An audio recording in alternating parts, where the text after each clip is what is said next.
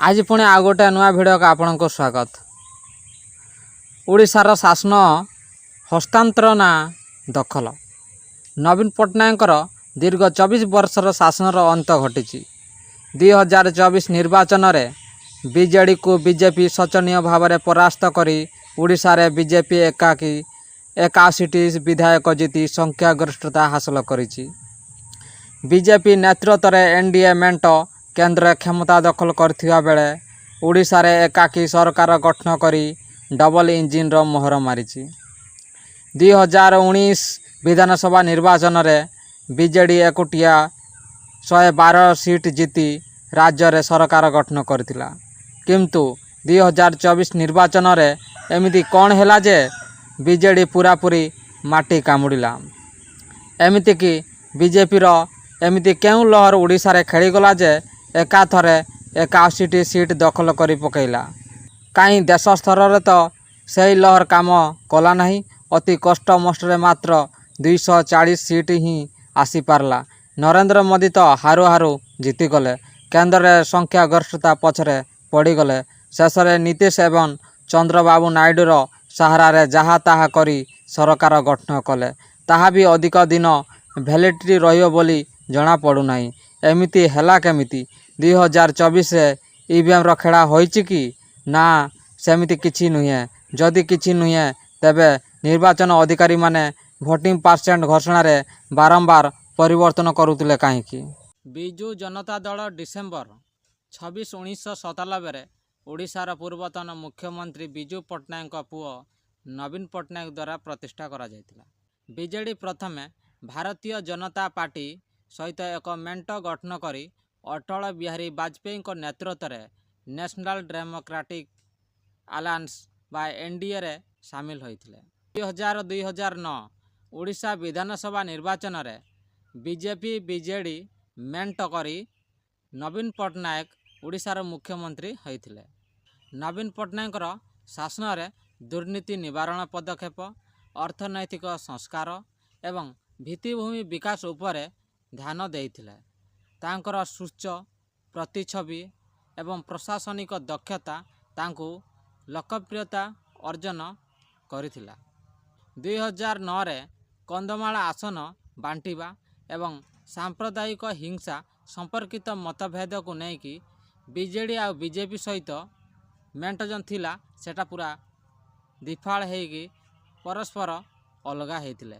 तापरे से जेकोसी निर्वाचन से माने अलग अलग निर्वाचन हेबे बोलिका निष्पत्ति भी नहीं थिले।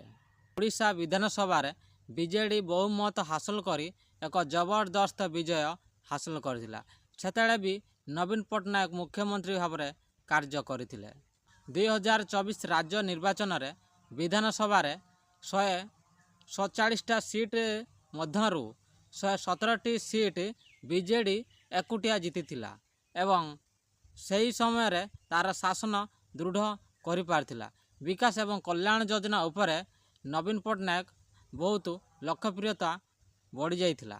2019 राज्य निर्वाचन रे नवीन पट्टनायक क्रमागत भाव में पंचम थर मुख्यमंत्री हेबा सहित बीजेडी रो पुनर्बार संख्यागरिष्ठता हासिल करथिला। दल ओडिशा राजनीति रे निजर गड़ बजाय रखिथिला। 147 सीट आसन मध्यरु 112 बीजेडी अख्तियार करथिला। नवीन पट्टनायक अधीन रे बीजेडी सरकार दारिद्र्य दूरीकरण, ग्रामांचल विकास, महिला सशक्तिकरण उपरे ध्यान देई अनेक विकासमूलक कार्यक्रम कार्यकारी करथिले। कृषक मानक पई बिजू कृषक कल्याण योजना, महिला स्वयं सहायक गोष्ठी पई मिशन शक्ति एवं स्वास्थ्य सेवा पई बिजू स्वास्थ्य कल्याण योजना परी लोकप्रिय योजना गुड़िक लागू करी फेमस होइथिले। विशेष करी विपद समय रे जेमिति फाइनल 2013, फनी 2019, आम्फान 2020 परी घूर्णिबलय समय रे बीजेडी सरकार यार प्रभावशाली विपर्यय परिचालना पई प्रशंसार पात्र होइथिले। पट्टनायकर नेतृत्व में राज्यर विपर्यय प्रतिश्रुति एवं प्रतिक्रिया प्रणाली यथेष्ट शक्तिशाली भी होइथिला। बीजेडी शासन रे शिल्प अभिवृद्धि उपरे ध्यान देई ରାଜ୍ୟକୁ ଗୁରୁତ୍ୱପୂର୍ଣ୍ଣ ପୁଞ୍ଜି ବିନିଯୋଗକୁ ଆକର୍ଷିତ କରିଥିଲା। ଖଣି, ଇସ୍ପାତ ଏବଂ ଆଇଟି ପରି କ୍ଷେତ୍ରକୁ ପ୍ରୋତ୍ସାହିତ କରିବା ପାଇଁ ବିଭିନ୍ନ ପଦକ୍ଷେପ ନେବା ସହିତ ଅର୍ଥନୈତିକ ବିକାଶରେ ସହାୟକ ହୋଇଥିଲା। ନବୀନ ପଟ୍ଟନାୟକଙ୍କ ନେତୃତ୍ୱରେ ବିଜେଡ଼ିର ସଫଳତା ଏକ ପ୍ରମୁଖ କାରଣ ହେଉଛି ନବୀନ ପଟ୍ଟନାୟକଙ୍କ ନେତୃତ୍ୱ ଶୈଳୀ, ତାଙ୍କର ଅକ୍ଷୟ ଭାବମୂର୍ତ୍ତି, ସରଳତା ଏବଂ ଶାସନ ଉପରେ ଧ୍ୟାନ ଦେବାରେ ସେ ଜଣାଶୁଣା। ନବୀନ ପଟ୍ଟନାୟକଙ୍କର ସାମାଜିକ କାର୍ଯ୍ୟକ୍ରମ ବିଭିନ୍ନ ଦିଗରେ ବ୍ୟାପକ ଉନ୍ନତି ଆଣିବାରେ ସଫଳ ହୋଇଥିଲା। ବିଜେଡ଼ି ସମସ୍ତ ଦିଗକୁ ଅନ୍ତର୍ଭୁକ୍ତ ନୀତି ପ୍ରଣୟନ କରିଥିଲା, ଯାହା ବିଭିନ୍ନ ସମ୍ପ୍ରଦାୟକୁ ସହାୟକ ଯୋଗାଇଥିଲା। ଯେମିତି ଆଦିବାସୀ ତଥା ଦଳିତ ଗୋଷ୍ଠୀ ସମେତ ଓଡ଼ିଶାର ସମସ୍ତ ଜନସଂଖ୍ୟାକୁ ଦୃଷ୍ଟିରେ ରଖି ବିଭିନ୍ନ ସୁବିଧାଜନକ ନିୟମ କରାଯାଇଥିଲା। ଦଳ ଏହାର କ୍ୟାଡର ଏବଂ ପାର୍ଟି କର୍ମଚାରୀ ବ୍ୟାପକ ନେଟୱାର୍କ ମାଧ୍ୟମରେ ଏକ ଦୃଢ଼ ତୃଣମୂଳ ସଂଯୋଗକୁ ବଜାୟ ରଖିବାକୁ ସଫଳ ହୋଇଥିଲା। ଫଳରେ ଦଳର ନୀତି ଏବଂ କାର୍ଯ୍ୟକ୍ରମ ଗୁଡ଼ିକ ପ୍ରଭାବଶାଳୀ କାର୍ଯ୍ୟକାରିତାକୁ ସୁନିଶ୍ଚିତ କରିଥିଲା। ବିଜେଡ଼ି ସରକାର ବିଭିନ୍ନ ଆହ୍ୱାନର ସମ୍ମୁଖୀନ ହୋଇଥିଲା। ବିଜେଡ଼ି ଦଳ ଭିତରେ ଦଳଗତ ମତଭେଦ ଏବଂ ଅସନ୍ତୋଷ ସମେତ ଆଭ୍ୟନ୍ତରୀଣ ଆହ୍ୱାନର ସମ୍ମୁଖୀନ ହୋଇଥିଲା। ସେତେବେଳେ ନବୀନ ପଟ୍ଟନାୟକଙ୍କ ନେତୃତ୍ୱରେ ଏହି ସମସ୍ୟା ଗୁଡ଼ିକ ନିୟନ୍ତ୍ରଣ ରଖିବାରେ ସଫଳ ହୋଇଥିଲା। ଓଡ଼ିଶାର ରାଜନୈତିକ ଦୃଶ୍ୟପଟରେ ପ୍ରବେଶ କରିବାକୁ ଚେଷ୍ଟା କରୁଥିବା ବିଜେପି ଏବଂ କଂଗ୍ରେସ ଭଳି ଜାତୀୟ ଦଳର ବିରୋଧର ବିଜେଡ଼ି ସମ୍ମୁଖୀନ ହେବା ଜାରି ବି ରଖିଥିଲା। ବିଜୁ ଜନତା ଦଳ ଦୃଢ଼ ଆଞ୍ଚଳିକ ନେତୃତ୍ୱ, ପ୍ରଭାବଶାଳୀ ଶାସନ ଏବଂ ବିକାଶ ତଥା କଲ୍ୟାଣ ଉପରେ ଏକ ଧ୍ୟାନକୁ ପ୍ରତିଫଳିତ କରି ଓଡ଼ିଶାର ରାଜନୈତିକ ଦୃଶ୍ୟପଟରେ ଏହାର ନିରନ୍ତର ସଫଳତା ପାଇଁ ସହାୟକ ହୋଇଥିଲା। ଏହିସବୁ କାରଣରୁ ବିଜେପି ଓ କଂଗ୍ରେସ ଓଡ଼ିଶାରେ ପ୍ରବେଶ କରିପାରୁ ନଥିଲେ। ମୋଦିଜୀ ପ୍ରଧାନମନ୍ତ୍ରୀ ହେବା ସମୟରେ ଓଡ଼ିଶାର ବିଜେପି ସରକାର ଗଠନ କରିବାର ରାସ୍ତା ଫିଟିଥିଲା। ସେହି ରାସ୍ତାକୁ ଅବରୋଧ କରିବା ପାଇଁ ନବୀନ ପଟ୍ଟନାୟକ ଦୁଇ ପ୍ରକାର ସରକାର ନିୟମକୁ ମୋଦି ସହିତ ଡିଲ୍ କରି ଓଡ଼ିଶାର ଶାସନ କ୍ଷମତାକୁ ପୁଣି ବିଜେଡ଼ି ଦଖଲ କରିଥିଲା। ଅର୍ଥାତ୍ ତମେ କେନ୍ଦ୍ରରେ ରୁହ, ଆମେ ଓଡ଼ିଶାରେ ଆମର ସମସ୍ତ ଏମ୍ପି ତୁମକୁ ବିନା ସର୍ତ୍ତରେ ଆଖି ବୁଜି ସମର୍ଥନ କରିବେ। ଏହି ପ୍ରକାର ଡିଲ୍ ପରେ ବିଜେପି ବିଜେଡ଼ିକୁ ହଟାଇବାକୁ କେବେ ଚେଷ୍ଟା କରୁନଥିଲା, ଯାହାଫଳରେ ରାଜ୍ୟରେ ବିଜେଡ଼ି ସରକାର ନିଷ୍କଣ୍ଟକ ରୂପେ ସରକାର ଶାସନ କ୍ଷମତାରେ ଉପଭୋଗ କରୁଥିଲେ। କେନ୍ଦ୍ରରେ ବିଜେପି ଶାସନର 10 ବର୍ଷ ଭିତରେ ସେମିତି ଆଖିଦୃଶିଆ କାମ ଦେଖିବାକୁ ମିଳିନଥିଲା। ବରଂ ଲୋକଙ୍କ ସ୍ୱାର୍ଥରେ ବାଧା ଉତ୍ପନ୍ନ କରିବା ଭଳି କେତେକ ଅବାନ୍ତର ନିୟମ ତିଆରି କରି ଲୋକଙ୍କୁ ହିଁ ହଇରାଣ ହେବାକୁ ପଡ଼ିଥିଲା। ଯେମିତିକି ସାମ୍ପ୍ରଦାୟିକ ପୋଲାରାଇଜେସନ୍। ସମାଲୋଚକମାନେ ଯୁକ୍ତି କରନ୍ତି ଯେ ଭାରତରେ ବିଜେପି ଧାର୍ମିକ ତିକ୍ତତାକୁ ବଢ଼େଇଛି, ଯେଉଁଥିରେ ହିନ୍ଦୁ ଜାତୀୟବାଦୀ ଏଜେଣ୍ଡାକୁ ପ୍ରୋତ୍ସାହିତ କରୁଥିବା ବେଳେ ସଂଖ୍ୟାଲଘୁ ଗୋଷ୍ଠୀମାନଙ୍କୁ ନିର୍ଯାତନା ଦିଆଯାଇଛି। ସେକେଣ୍ଡ ରହିଲା କ୍ଷମତାସୀନ ପ୍ରଭୃତି। ବିଜେପି ସମସ୍ତ କ୍ଷମତାକୁ କେନ୍ଦ୍ରୀଭୂତ କରିବା ଏବଂ ଅସନ୍ତୋଷକୁ ଦମନ କରିବାରେ ହିଁ ଚେଷ୍ଟା କରିଥିଲା। ଗଣତାନ୍ତ୍ରିକ ଅନୁଷ୍ଠାନଗୁଡ଼ିକ ଦୁର୍ବଳ କରିବା, ରାଜନୈତିକ ବିରୋଧୀଙ୍କୁ ଭୟଭୀତ କରିବା ଏବଂ ଗଣମାଧ୍ୟମ ଉପରେ ଚାପ ପକାଇବା ଅଭିଯୋଗରେ ଅନ୍ତର୍ଭୁକ୍ତ ରହିଛି। ତୃତୀୟରେ ଅର୍ଥନୈତିକ ପ୍ରସଙ୍ଗଗୁଡ଼ିକର ପରିଚାଳନା। 2016ରେ ବିବାଦୀୟ ବିମୁଦ୍ରୀକରଣ ପଦକ୍ଷେପ ଏବଂ ଦ୍ରବ୍ୟ ବା ସେବା କର GST ଲାଗୁ କରିବା ସହିତ ବିଜେପି ଏହାର ଅର୍ଥନୈତିକ ନୀତି ଉପରେ ସମାଲୋଚନାର ଶିକାର ହୋଇଛି, ଯାହା କେତେକ ଯୁକ୍ତି କରନ୍ତି ଯେ ଛୋଟ ବ୍ୟବସାୟୀ ତଥା ଇନଫର୍ମାଲ ସେକ୍ଟର ଉପରେ ନକାରାତ୍ମକ ପ୍ରଭାବ ପଡ଼ିଛି। ଚତୁର୍ଥ, ମାନବିକ ଅଧିକାର ବା ସ୍ୱାଧୀନତା। ନାଗରିକ ସ୍ୱାଧୀନତା ଏବଂ ମାନବିକ ଅଧିକାରକୁ ରୋକିବା ପାଇଁ ବିଜେପି ବିରୋଧରେ ଅଭିଯୋଗ ରହିଛି। ଉଦାହରଣ ସ୍ୱରୂପ ନାଗରିକତ୍ୱ ସଂଶୋଧନ ଆଇନ ଧାରା 370 ରଦ୍ଦ ହେବା ଦ୍ୱାରା କାଶ୍ମୀରରେ ଯାହା ପରିସ୍ଥିତି ହେଇଛି ଏକଥା ତ ସମସ୍ତେ ଜାଣନ୍ତି। ପଞ୍ଚମ ହେଲା ପରିବେଶ ସମସ୍ୟା। ପରିବେଶ ପ୍ରସଙ୍ଗରେ ବିଜେପିର ଆଭିମୁଖ୍ୟ ଉପରେ ପ୍ରଶ୍ନବାଚୀ ସୃଷ୍ଟି ହୋଇଛି। ସମାଲୋଚକମାନେ ଯୁକ୍ତି କରନ୍ତି ଯେ ସରକାର ପରିବେଶ ସଂରକ୍ଷଣ ଉପରେ ଇଣ୍ଡଷ୍ଟ୍ରିଆଲ ବିକାଶକୁ ପ୍ରାଥମିକତା ଦେଇ ପ୍ରଦୂଷଣ ଓ ବର୍ଜ୍ୟବସ୍ତୁ ବୃଦ୍ଧି ଘଟାଇଛି। କୃଷି ସମସ୍ୟାର ସମାଧାନ ପାଇଁ ବିଜେପିକୁ ସମାଲୋଚନା ମଧ୍ୟ ହେବାକୁ ପଡ଼ିଛି। ଯେମିତିକି କଳା କୃଷି ଆଇନକୁ ତିଆରି କରିବା, ତାପରେ ଜାଣିଶୁଣି ତାହାକୁ ରଦ୍ଦ କରିବା, ସାମାଜିକ ଏବଂ ଏକାଡେମିକ ହସ୍ତକ୍ଷେପ, ଇତିହାସକୁ ସଂଶୋଧନ କରିବା ଏବଂ ଏକାଡେମିକ ସ୍ୱାଧୀନତାକୁ ଦମନ କରିବା ପାଇଁ ଏକାଡେମିକ ଏବଂ ସାଂସ୍କୃତିକ ଅନୁଷ୍ଠାନରେ ବିଜେପିର ହସ୍ତକ୍ଷେପ ସମ୍ପର୍କରେ ଅଭିଯୋଗ ରହିଛି। ସେହିଭଳି 2024 ନିର୍ବାଚନ ପୂର୍ବରୁ ଓଡ଼ିଶାରେ ମଧ୍ୟ ବିଜେପିର ସମାନ ପ୍ରକାର ପ୍ରଭାବ ପଡ଼ିଥିଲା। ମୋଦି ବା ବିଜେପି କଥାକୁ କେହି ବିଶ୍ୱାସ କରୁନଥିଲେ। ଓଡ଼ିଶାରେ ନବୀନ ପଟ୍ଟନାୟକକୁ ଲୋକେ ଗରିବଙ୍କ ସରକାର ବା 4 କୋଟି ଓଡ଼ିଆଙ୍କ ସରକାର ବୋଲି ସମର୍ଥନ କରୁଥିଲେ। ସମସ୍ତ ଏକ୍ଜିଟ୍ ପୋଲ୍ ସର୍ଭେ ମଧ୍ୟ ବିଜେଡ଼ି ସପକ୍ଷରେ ଥିଲା। ତଥାପି ବିଜେଡ଼ି ହଠାତ୍ ହାରିଯିବାଟା ସମସ୍ତଙ୍କୁ ହଜମ ହେଉନଥିଲା। ହୁଏତ ସିଟ୍ ସଂଖ୍ୟାରେ କମିଯାଇଥାନ୍ତା, କିନ୍ତୁ ବିଜେଡ଼ି ପୁଣି କ୍ଷମତା ରହିବାର କୁହାଯାଇଥିଲା। ବିଜେପିର କେନ୍ଦ୍ରରେ 10 ବର୍ଷର ଶାସନର ଲାଭ କାହାକୁ ମିଳିବାର ଦେଖିବାକୁ ମିଳିନଥିଲା। ତାପରେ ବି ଓଡ଼ିଶାର ଲୋକ ହଠାତ୍ ବିଜେପିକୁ ସମର୍ଥନ କରି ଭୋଟ ଦେଲେ କେମିତି? ନିର୍ବାଚନରେ ଓଡ଼ିଶାରେ ବିଜେପିର ସେମିତି ହାୱା ନଥିଲା କି ସେମିତି ଆଖିଦୃଶିଆ ସମର୍ଥନ ଦେଖିବାକୁ ମିଳିନଥିଲା। ଓଡ଼ିଶାର ଲୋକେ ବିଜେପିକୁ ଧନୀମାନଙ୍କର ଦଳ ବୋଲି ଆକ୍ଷେପ କରୁଥିଲେ। ସେ ଯାହା ଯାହା ସବୁ କଥା କହୁଥିଲା ସେଥିରୁ ଗୋଟିଏ ବି ପୂରଣ କରିବାର ଦେଖାଯାଉନଥିଲା। ଯେମିତିକି ବର୍ଷକୁ 2 କୋଟି ରୋଜଗାର, ପ୍ରତ୍ୟେକ ବ୍ୟାଙ୍କ ଖାତାକୁ 15 ଲକ୍ଷ ଟଙ୍କା ଆସିବ, ଏମିତି ଅନେକ କହିଲେ ସରିବ ନାହିଁ। ଏମିତିକି ପ୍ରଧାନମନ୍ତ୍ରୀ ନରେନ୍ଦ୍ର ମୋଦିଙ୍କ ଓଡ଼ିଶା ଅସ୍ମିତାର ରକ୍ଷା ହେଉ ବା 5 ଗ୍ୟାରେଣ୍ଟି କଥା ହେଉ ବା ପାଣ୍ଡିଆଙ୍କ ବିରୋଧରେ କଥା ହେଉ, ଓଡ଼ିଶାରେ ସେସବୁ ମୋଦିଙ୍କ ଗ୍ୟାରେଣ୍ଟି କାମ ଦେଉଥିବାର ଦେଖାଯାଉନଥିଲା। ଏମିତିକି ବିଜେପି ବିଜେଡ଼ି ମେଣ୍ଟ ହେବ କଥା ଶୁଣାଯାଉଥିଲା, ତାପରେ ଶେଷରେ ହେଲା ନାହିଁ। ଏହି କଥା ଶୁଣି ଓଡ଼ିଶାର ଲୋକ କଂଗ୍ରେସ ସରକାରକୁ ଆଣିବେ ବୋଲି କିଛି ସର୍ଭେରେ ବି ଦେଖାଯାଉଥିଲା। ସେଥିରୁ ଜଣାପଡ଼ିଥିଲା 2024 ନିର୍ବାଚନରେ ବିଜେଡ଼ିର କିଛି ସିଟ୍ ସଂଖ୍ୟା କମିଯାଇପାରେ, ତଥାପି ବିଜେଡ଼ି ପୁଣି ସରକାର କରିବ ବୋଲି ଜଣାପଡ଼ୁଥିଲା। କିନ୍ତୁ 2024 ନିର୍ବାଚନର ଫଳାଫଳ ବାହାରିଲା ବେଳକୁ ଦେଖାଗଲା ବିଜେଡ଼ି 50ଟା ସିଟ୍, ବିଜେପି 81ଟା ସିଟ୍, ଆଉ କଂଗ୍ରେସ କିଛି ବିଧାନସଭା ସିଟ୍ ମଧ୍ୟ କିଛି ବଢ଼ିଛି। ଆଉ ଓଡ଼ିଶାର ଲୋକସଭା ଆସନ ତ ସବୁଯାକ ବିଜେପି ପାଖକୁ ଯାଇଛି, ମାତ୍ର ଗୋଟେ ଅନ୍ୟ ଦଳ ଜିତିଛି। କିନ୍ତୁ ବିଜେଡ଼ି ଗୋଟେ କି ଲୋକସଭା ସିଟ୍ ଜିତିପାରିଲା ନାହିଁ। ଏହି ଫଳାଫଳ ଦେଖି ରାଜନୈତିକ ବିଶେଷଜ୍ଞମାନେ ମଧ୍ୟ ହତବାକ୍।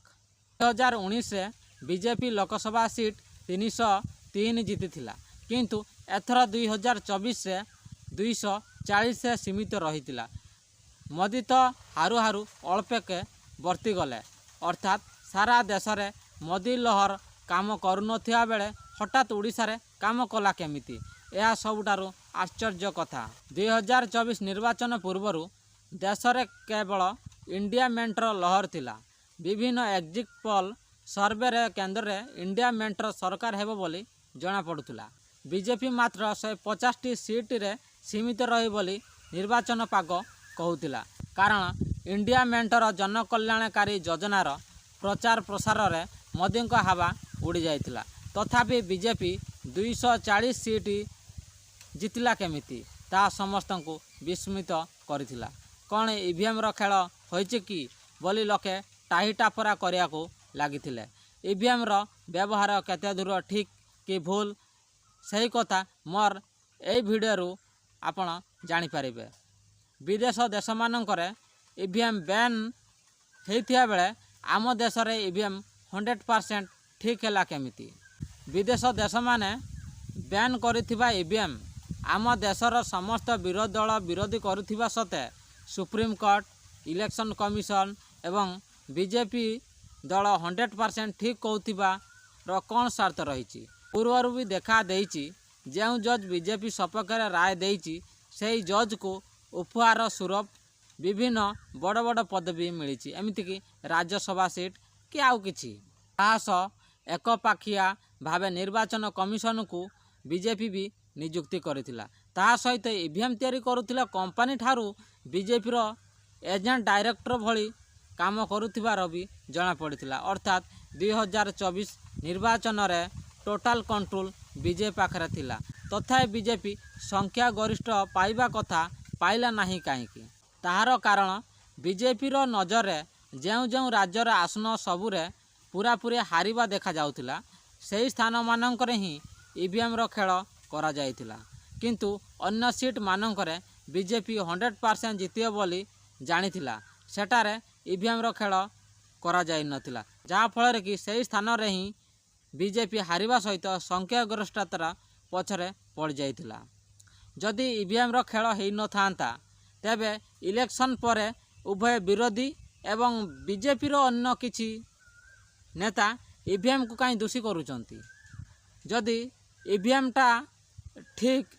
तेबे ईवीएम विरोध रे एते अभियोग आसुची कहीं जदि ईवीएम ठीक अन्य देश माने ईवीएम को बैन करदेले कहीं पाखते बहुत एडवांस टेक्नोलोजी रही तथापि से माने बैलेट पेपर निर्वाचन कहीं करूचंती ईवीएम रे कहीं करूथले बंद कले कहीं ईवीएम को एमिति कि विदेश देश माने एवं आम देशर विरोधी दल एवं समस्त जनसाधारण ईवीएम को बैन करिया कथा कहतिया बेले बीजेपी ही ईवीएम सपक्षे रहूचु कहीं कौन स्वार्थ रही बैलेट पेपर कहीं इलेक्शन हवा कहीं चाहूना जदि आम देश रे बैलेट पेपर गणति होगापी बहुत समय लगुच तेज लागू से असुविधा तो किसी ना इलेक्शन कौन छुआ खेल कि समय लगे एमती कौन संविधान लिखाई कि एटा ढेर समय लगे से आम ईवीएम रे इलेक्शन करुचे बैलेट पेपर से इलेक्शन करूने समय लगे असुविधा कौन लागू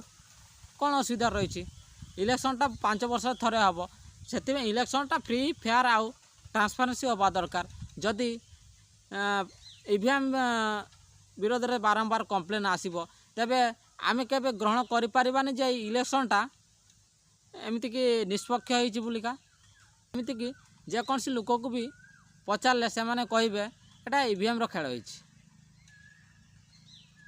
अन्य देश मानकर जे ईवीएम बैन करा गला से ईवीएमटा आम देश ठीक हो गला केमिति समस्त तो यही प्रश्न जदि ईवीएमटा ठीक तेबे तो एत कंप्लेन आसचु कहीं निया नथिले धुआं केटी बाहर असंभव ईवीएम रे किछि खेल होईची आगो को मध्य 100% खेल हम है कि आउ नवीन पट्टनायक एत वर्ष शासन करूला सी हठादस्त हारी जावा समस्त आश्चर्य लगुच नवीन पट्टनायक एत वर्ष है शासन कला ता सीट हुए तो नवीन पट्टनायक भी तार नेगेटिव पॉइंट सेमती किसी नाला बरं बीजेपी रो नेगेटिव पॉइंट ढेर थिला लोके बीजेपी को एत पसंद करूनथिले तथा बीजेडी संख्या किसी कमी जाई पारिथांता किंतु बीजेडी केबे हारि न थांता हठादस्त बीजेडी हारीगला एटा समस्त को आश्चर्य लगुच एटा प्रकृत रे कथा कौन बीजेडी सुप्रीम कौन जानी कि एटा ईवीएम खेल होईची कि आउ किछि होईची कौन जानी नहीं कि जानी थिबे किंतु तांको मध्य हुए डील करा हिथिबो काहे कि ना